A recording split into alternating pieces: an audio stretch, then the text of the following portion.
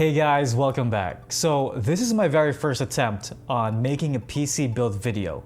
This is not a tutorial. I'm not going to be giving you a step-by-step guide on how to put the components in, but I'm going to slap in some simple gaming benchmarks in there just to give you an idea of what the specs can render. So a friend of mine asked me if I could build her a gaming PC for her 9-year-old son.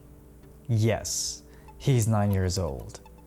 I wish my mom had bought me a gaming PC way back in year 2000.